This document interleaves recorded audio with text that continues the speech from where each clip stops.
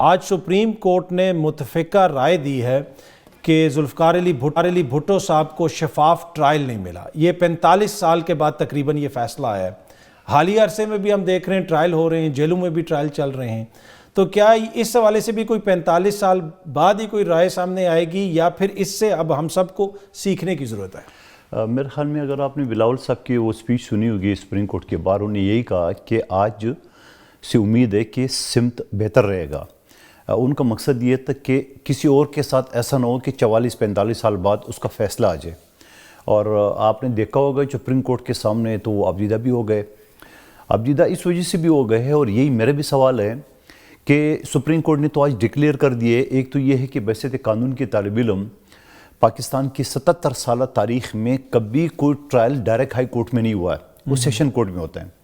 اور پھر آج سپریم کورٹ نے واضح کر دیے کہ نہ وہاں آئین کا خیال رکھا گیا، نہ قانون کا خیال رکھا گیا، نہ فیئر ٹرائل کا خیال رکھا گیا. تو اس کا مطلب یہ ہے کہ پورا کا پورا جعلی کیس تھا. اور بلکہ وہ اپنی جو سپریم کورٹ جو ججمنٹ اناؤنس کری تھی، میں موجود تھا سپریم کورٹ میں صبح، تو وہ باقاعدہ ڈکٹیٹر ضیاء الحق کا نام استعمال کرا تھا اور بھٹو صاحب کے ساتھ شہید کا نام استعمال کرا تھا. لیکن اگلا میرا سوال یہ ہے کہ یہ سب کچھ تو ہو گیا، تو ہمارے قائد تو ہم سے الگ ہو گیا، اس کو واپس کون لائے گا؟ اور پھر اس کے لیے قصاص دیت جو اسلامی قانون ہے ہمارے ملک کا، وہ کس سے لیں؟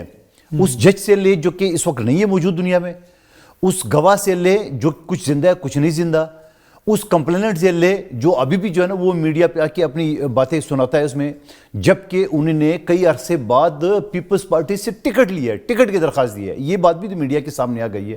تو سوال یہ ہے کہ چلو اللہ کر کے ایک فیصلہ تو آ گیا. کم از کم آج 44 سال بعد ہر سال جو بھٹو صاحب کی برسیاں مناتے ہیں تو پہلے سے زیادہ پبلک ہوتی ہے. تو آج تو وہ چیز کلیئر ہو گئی ہے کہ وہ ایک جھوٹے مقدمے میں اور وہ ایک عدالتی قتل کے ذریعے ہم سے الگ کرتی ہے. ٹھیک ہے.